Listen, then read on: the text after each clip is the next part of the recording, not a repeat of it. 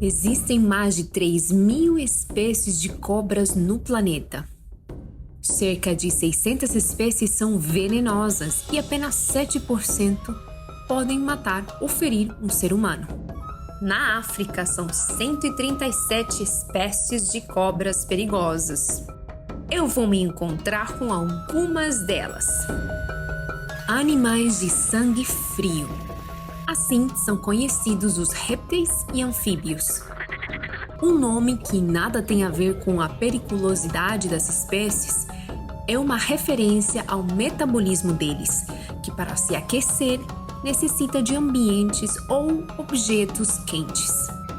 A diferença metabólica entre esses animais pode ilustrar um caminho evolutivo para animais vertebrados supostamente mais complexos. No entanto, essa tese está longe de ser uma unanimidade no meio científico. Hoje eu estou no Hot Spring Reptile Center, que é um santuário com diversos répteis. Tem serpentes, lagartos e outros animais que a gente vai ver por aqui. No Hot Spring Reptile Center, eu vou ver de perto como esses animais se comportam. Se ele estiver querendo ir para trás, você pode relaxar a mão que ele vai achar a posição que quer. Então pode abrir a mão. E até ser atacada por um lagarto. E por aqui, deixa eu te ajudar. Me assustei. Cientistas levantam questionamentos sobre as diferenças de metabolismos. Se eles são provenientes de um mesmo ancestral em comum, por que as aves possuem sangue quente e não possuem sangue frio? Animais de sangue frio dependem de calor externo para se aquecer. E em determinados horários que ali é provável que ele vai encontrar uma cobra. Por quê? Porque a cobra está ali, ó, pegando seu banhozinho de sol. Isso e muito mais no Origens daqui a 30 segundos.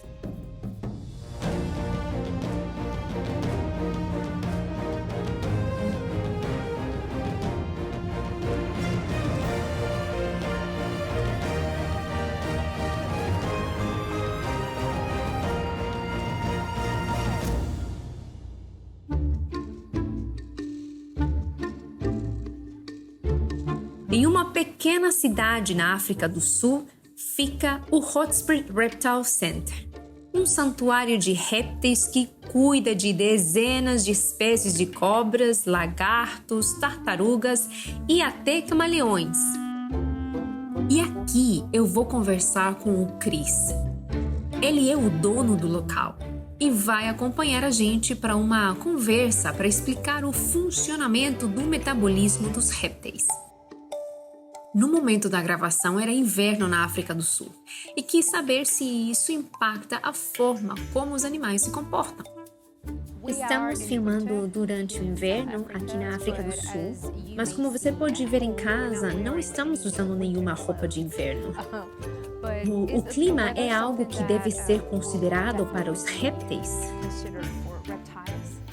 Absolutamente. Estamos saindo de um período de inverno agora. Estamos começando a ver dias mais longos. Estamos começando a ver dias mais quentes e como os répteis são de sangue frio ou ectotérmicos, eles adoram o calor. Também pode ser perigoso para eles, mas eles realmente precisam do calor.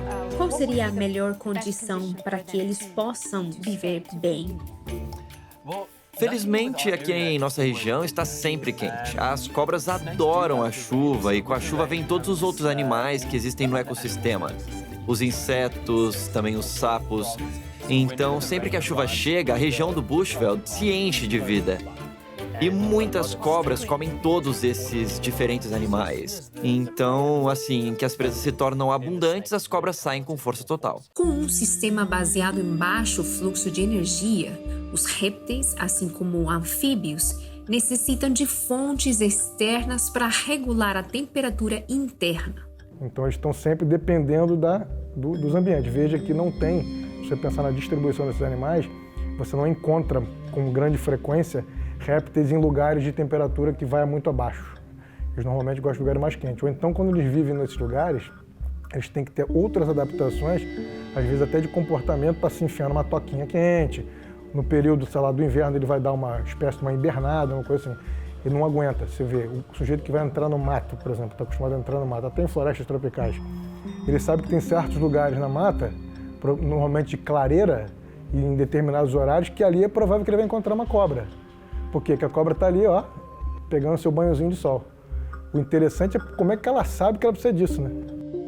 Cobras são animais que inspiram medo, mas também curiosidade. E no centro de répteis eu esperava ver algumas espécies. No entanto, não esperava que fosse logo de cara. Essa é a primeira cobra que vemos ao entrar, certo? Sim, essa é uma piton birmanesa. Elas vêm da Ásia. Que interessante, mas parece que elas estão tão paradas. Qual é o estado delas agora? Estão vivas? Estão descansando? Você consegue me dizer se estão felizes? Estão felizes, com certeza. Deixa eu te contar. Uma das perguntas mais comuns que recebemos em instituições como esta é: o animal está vivo? Isso parece um pouco estranho, mas a verdade é que as pessoas olham para os animais e não os veem respirando. Isso acontece porque, no caso dos répteis, o metabolismo deles não funciona da mesma forma que o nosso. Se você olhar para uma cobra, ela só respira uma vez a cada 30 segundos ou talvez a cada minuto.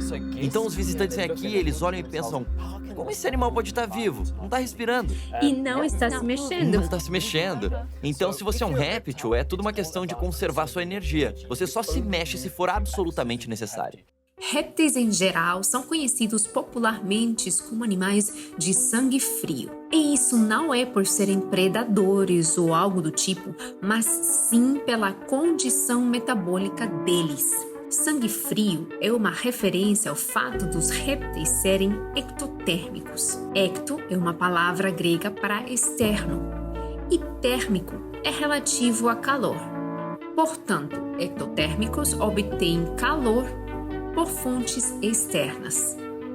Os mamíferos, por exemplo, né, que são os animais de sangue quente, eles são diferentes dos répteis em vários aspectos. Eles não dependem do ambiente para regularem sua temperatura.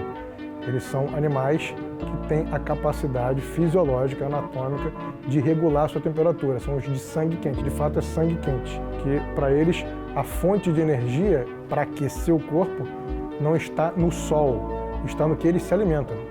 A fonte de alimento é que é a fonte de caloria.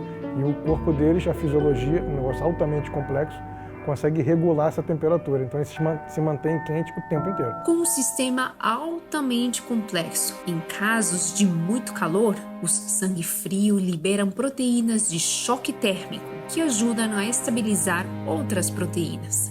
Já em caso de frio extremo, eles alteram a química do corpo para restringir a formação de cristais de gelo em suas células. E até produzem crioprotetores na corrente sanguínea, que é uma substância liberada para proteger o tecido de congelamento. Uma amostra da capacidade única desses animais. Aqui no Centro de Répteis, Cris preparou uma surpresa pra gente, que em um primeiro momento me deixa apreensiva. Você não precisa ter medo. Dentro dessa caixa temos uma cobra de verdade. Ela é uma cobra do milho da América do Norte. Não é venenosa, não é perigosa. E essa cobra em particular é muito amigável. Nós a usamos para interagir com o público o tempo todo. Eu posso abrir a caixa? Sim. Ok, vamos dar uma olhada. Essa já foi uma cobra de estimação. É fria. A cobra foi doada para o centro, é por isso que tem essa cor incomum. Sim, tá fria. Sim. Mas por ser um réptil, se ela estivesse no sol, mesmo que por apenas 10 ou 15 minutos, a temperatura do seu corpo se elevaria e ela começaria a ficar quente e não fria. Ok, vou te contar algumas coisas sobre as cobras em geral. Sim, por favor. Obviamente, temos um animal que é longo e fino. Não tem braços nem pernas. Muito macio. Muito macio. E quando você passa a mão, o que você está sentindo é, na verdade, uma combinação da pele e do músculo. E nessa parte aqui, Eles têm músculos? elas têm músculos muito fortes. E sente aqui, estas são as costelas da cobra. Sim. Então, as costelas da cobra começam mais ou menos na cabeça e vão até a ponta da cauda. Daqui em diante, não tem mais costelas. Sim. Estou sentindo, mas eu não sabia que cobras tinham costelas. Sim, elas têm muitas. Agora, eu vou te pedir para fazer algo. Quero que você toque bem de leve o olho da cobra. Isso não vai machucar a cobra. Apenas toque o olho, sinta como ele é, bem rapidinho. As cobras não têm pálpebras que elas possam abrir e fechar. Então o que a cobra tem são escamas que cobrem e protegem o olho. E isto protege o olho de possíveis danos Sim. e também dos raios nocivos do sol. Vendo a minha curiosidade, Chris oferece que eu segure a cobra. Ótimo! Então, as cobras também não têm aberturas de orelhas. Pode ver que não tem nada onde normalmente seria a orelha. Elas detectam vibrações, elas não ouvem sons propagados no ar. E claro, você pode ver o que a nossa cobra está fazendo agora. Ela fica colocando a língua para fora, não para sentir um gosto, mas para cheirar. Se ela estiver querendo ir para trás, você pode relaxar a mão, que ela vai achar a posição que quer. Então pode abrir a mão. Pronto, agora ela vai para onde quiser.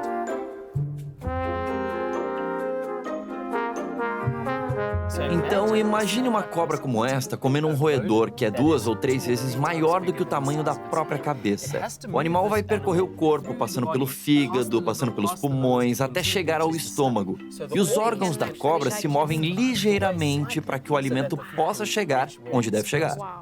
Predadores ferozes, cobras se escondem em tocas e procuram surpreender suas presas. Essa também é uma forma do animal preservar energia. Em Hot Spring, o inverno não é muito frio, então não é a temperatura fria que incita as cobras a se esconderem. Na verdade, é a disponibilidade de água.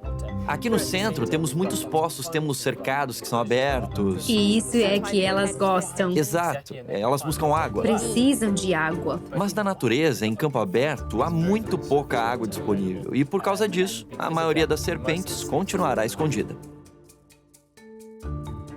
Uma das coisas que eu mais encontro são pais que têm medo de que seus filhos possam ser mordidos por uma cobra. O que eles devem dizer é que é normal ter medo de cobras, mas eles não devem tentar matar a cobra ou pegá-la, porque se fizerem isso, é provável que a cobra irá morder. Estaria se defendendo? Ela pode se defender, mas o que os pais fazem é dizer: não chega perto da cobra, ela vai te morder, porque temos medo de que nossos filhos não aprendam de outro jeito. E isso transmite esse medo das cobras. Por isso, como pais, o que devemos dizer é: deixa a cobra em paz. Tudo bem gostar delas, mas não chegue perto. Aprecie o animal, mas deixe ele em paz no jardim. Cobras, assim como outros animais, são importantes para o equilíbrio do meio ambiente, além da produção de antídotos e outros medicamentos. E aqui no Centro de Répteis ainda falta eu conhecer os lagartos. No Hot Spring Reptile Center eu encontro dezenas de espécies de répteis. Quem me acompanha é o dono do local, o Chris. E agora ele vai nos mostrar um lagarto bem curioso, a iguana. Iguanas são lagartos pertencentes à família Iguanidae e, segundo o grupo de trabalho de taxonomia, são reconhecidas 44 espécies de iguanas. Iguanas são conhecidas por sua cauda longa, que pode corresponder a 2/3 do corpo do animal. Além disso, algumas espécies vivem em árvores e se alimentam de vegetação e, em alguns casos, de insetos. Ele vive principalmente no dossel do ambiente da floresta. Ele normalmente não vive no topo das árvores e também não vive lá no chão. Ele vive na camada do dossel. Ele gosta de comer frutas e flores nas árvores. Então eu acho que se você der esse hibisco para ele, se colocar na frente da boca dele, talvez ele esteja com fome e talvez ele coma. Vejamos, vamos sentar? Sim, pode dar. Adam está com fome? Está com vontade de comer? Claro que sim. E ele também adora essas flores. Me lembrei de uma amiga que tinha uma iguana e ela dizia que ele destruiu a maioria das flores do jardim. Acredito.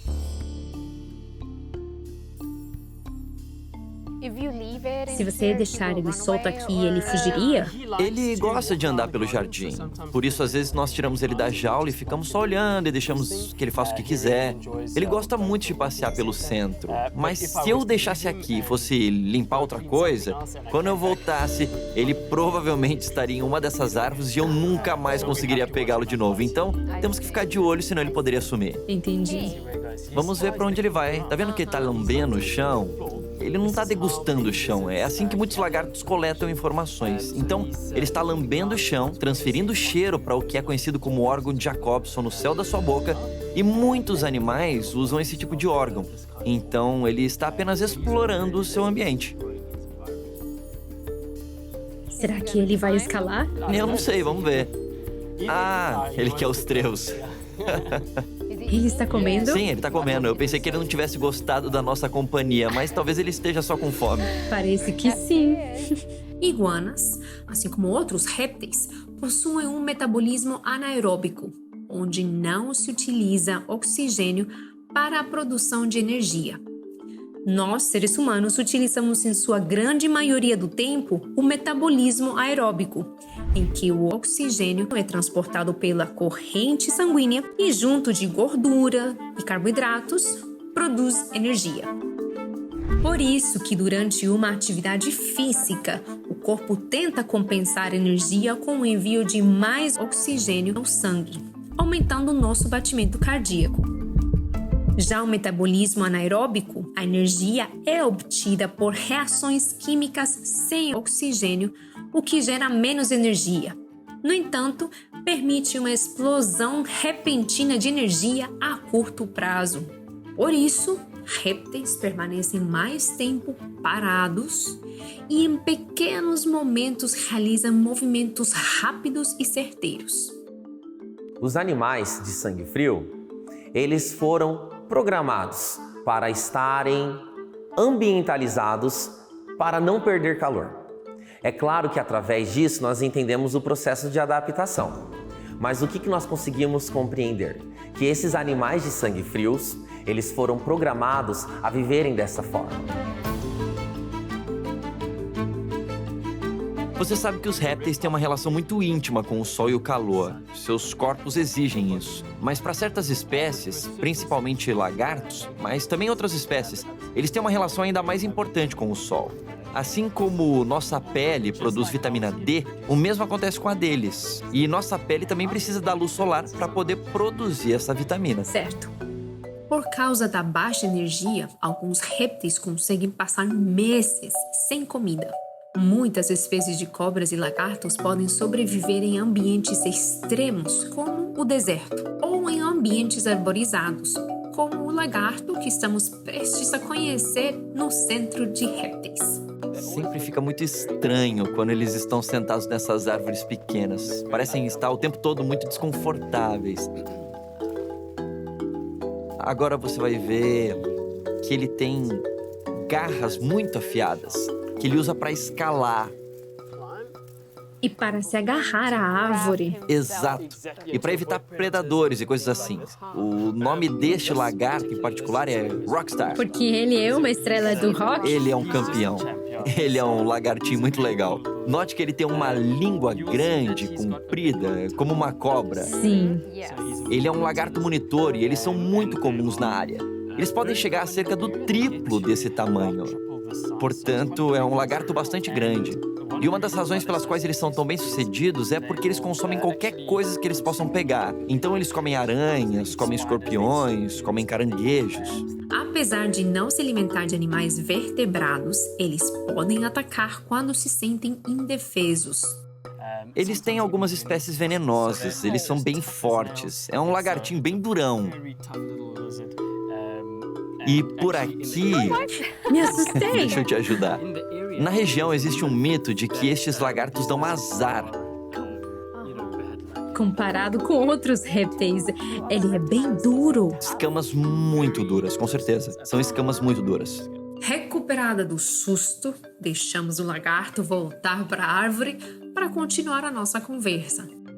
Bem, se for falar de répteis em geral, os répteis são muito diversos. Existem literalmente milhares de espécies. Uma das características, ou melhor, duas das características que são muito únicas entre os répteis é que eles têm pele escamosa. Eles têm essas pequenas escamas que cobrem e protegem a pele. E eu sempre falo para as pessoas, imagine que sua unha é uma escama, porque ela é feita do mesmo material, é feita de algo chamado queratina. Essa é a primeira coisa. A outra coisa muito importante para os répteis é que eles têm sangue frio. Mas uma vez que um réptil toma sol, ele aumenta a sua temperatura. Talvez até fique mais quente do que o ambiente. Mas o importante é que ele não pode manter sua temperatura internamente, como um mamífero ou uma ave. Para esfriar o corpo, o lagarto precisa ir para a sombra ou para a água. E esse processo de manter a temperatura do corpo utilizando o ambiente externo é o que faz do réptil um animal tão único. E eles estão só mantendo a sua temperatura. Injustamente, às vezes dizemos que os répteis são primitivos, porque pensamos que nosso mecanismo para controlar nossa temperatura é mais avançado. Mas eis o problema, você e eu, por exemplo, estamos aqui agora, tá quente, e para controlar nossa temperatura, talvez começaremos a transpirar ou a suar um pouco. E para fazer isso, nos custa energia. Mas para um réptil, isso não acontece, porque eles simplesmente vão para a sombra. Então, em muitos aspectos, os répteis são mais avançados do que outros animais na regulação da sua temperatura. O fato de terem um sistema metabólico diferente foi usado por pesquisadores naturalistas para ilustrar as etapas de um caminho evolutivo para o surgimento de espécies vertebradas como aves e mamíferos. No entanto, conforme o Chris explicou, os animais de sangue frio são, na verdade, tão complexos quanto os de sangue quente e se encaixam em um modo de vida diferente. Se nós pensamos em um aspecto evolutivo, qual que é a hipótese evolutiva? Que apenas um organismo, conforme as adaptações de milhões e milhões de anos, foram caracterizando diferentes grupos de animais. Quando nós colocamos um grupo específico de répteis, eles precisariam ser provenientes de um outro grupo específico. Em uma escala filogenética simples, nós podemos condicionar que os répteis seriam provenientes de um mesmo ancestral em comum dos anfíbios. Porém, os répteis, se nós pensarmos no próximo grupo, que seria o grupo das aves, seriam provenientes de um mesmo ancestral em comum. Só que o que nós conseguimos observar? Que os répteis possuem sangue frio e as aves possuem sangue quente. Então, nós não conseguimos entender uma sequência lógica. Se eles são provenientes de um mesmo ancestral em comum, por que as aves possuem sangue quente e não possuem sangue frio? Se a adaptação consegue fazer com que os animais se adequem ao ambiente, por que as aves também não estão no mesmo ambiente dos répteis e os répteis estão no mesmo ambiente das aves? Então nós conseguimos compreender que é muito mais lógico pensar que existiu uma programação para que os répteis fossem condicionados ao ambiente e ter a presença do sangue frio. Animais de sangue frio ainda inspiram a curiosidade de cientistas, com a desvantagem de terem rápida exaustão e certas atividades restritas pela economia de energia. Os répteis conseguem suportar escassez de comida, água, têm explosões de atividades rápidas e ainda conseguem viver em ambientes desérticos e arenosos. E a pergunta é: como eles fazem isso? Como o sistema de um animal se organiza e se adapta para obter calor e energia na hora certa? Para a ciência naturalista, esse sistema se organizou de forma espontânea e aleatória. No entanto, quando um fenômeno é estudado com profundidade e em animais diferentes, pode mostrar grande design ao invés de evolução progressiva. Está gostando dessa temporada sobre animais na África do Sul? Então se inscreva e veja mais vídeos. Também te convido a clicar no link na descrição e aprender mais sobre as nossas origens.